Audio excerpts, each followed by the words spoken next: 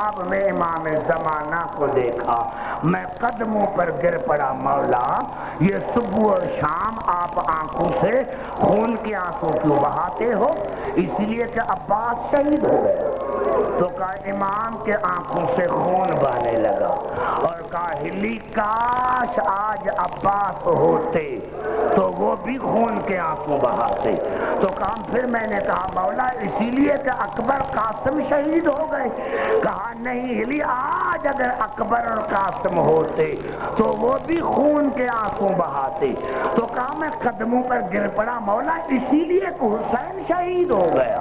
تو رو کر کہا ہلی کاش آج دادا حسین ہوتے تو وہ بھی خون کے آنسو بہاتے۔ تو کہا میں نے کیا مولا پھر آپ خون کے آنسو کیوں بہاتے ہیں؟ تو امام نے فرمایا ہم آل محمد نے خون کے آنسو اس وقت بہائے جب دادی زینب کی چادر اتر گئی، جب دادی زینب کی چادر اتر گئی۔ ہاں داداران حسین مجھے معاف کرنا، ہاں آپ سن لیا، میں نے پڑھ دیا۔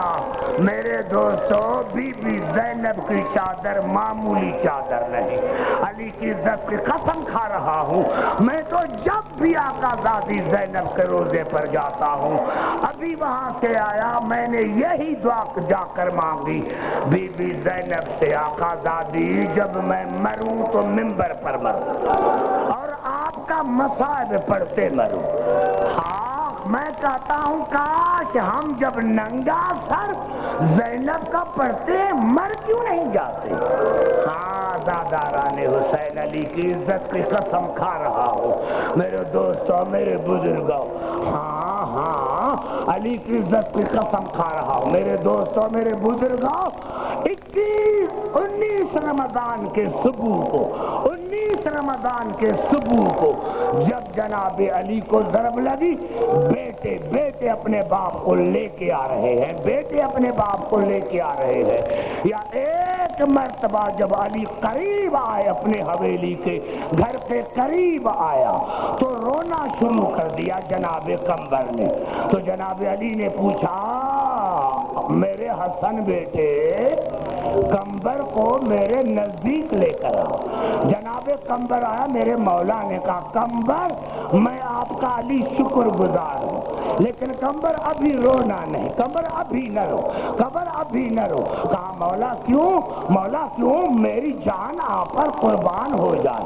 کہا قمبر جب تو روتا ہے تو دروازے پر میری بیٹی زینب سن رہی ہے، میں یہ برداشت نہیں کرتا کہ میری بیٹی زینب کسی غیر کے رونے کی آواز سنے۔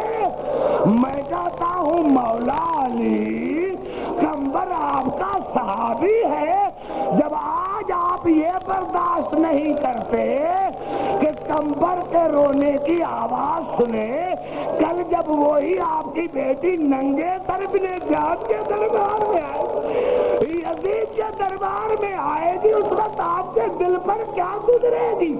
ہاں داداران حسین مجھے معاف کرنا، ہمارے ہر امام نے خون کے آنسو روئے ہیں۔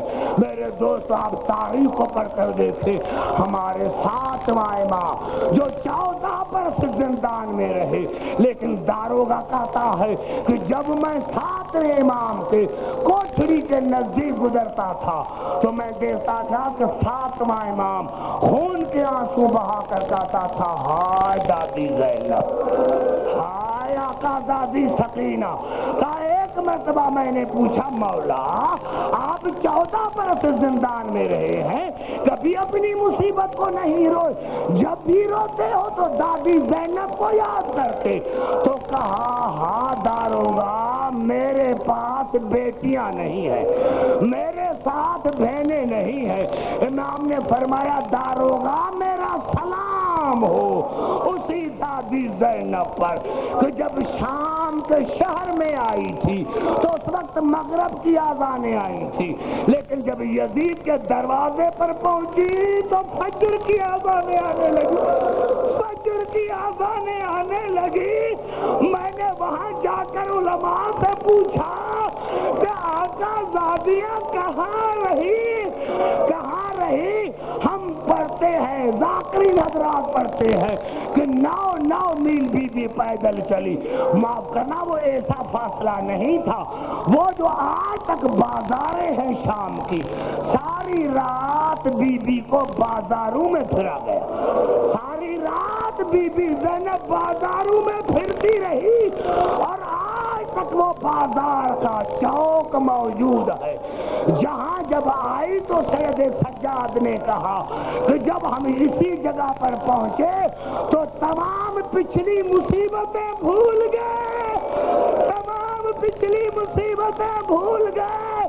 اور ایک مرتبہ بی بی زینب نے کہا، بیٹا سجاد، بیٹا سجاد، کیا آپ جیسے مرد بھی رویا کرتے ہیں؟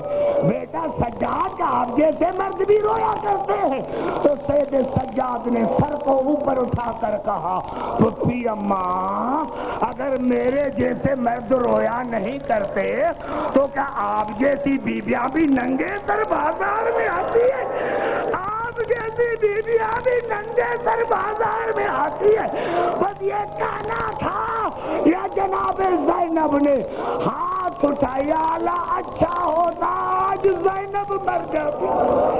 یا اللہ اچھا ہوتا آج زینب مر جاتی. ارے ہاں ساداتوں نے، ساداتوں، ایک جملہ مجھے کہنے دو. مجھے تو منبر کی قسم ہے، جب 21 رمضان کی کا صبح ہوا اور مولا علی نے تمام بچوں کو بلایا، تمام بچوں کو بلایا، تو آخر میں بی بی زینب کو بلایا اور کہا، بیٹا زینب. جیسے ہی زینب پر نظر پڑی، کہا، بیٹا 2 حسرتیں میری دل میں ہیں. میں نے ساری زندگی تمہارا چلنا نہیں دیکھا. آج بیٹا چل کر دکھاؤ کہ کس طرح چلتی ہو. جیسے ہی بی بی زینب نے چلنا شروع کیا، حسین روتا ہوا اندر آیا، بابا میری بہن کو چلنا نہیں آتا، بابا میری بہن کو چلنا نہیں آتا. ارے نوجوانوں، بچوں، ساداتوں، ارے جس بی بی کو گھر میں چلنا نہیں آتا، خدا جانے وہ ساری رات کیسے پھرتی رہی.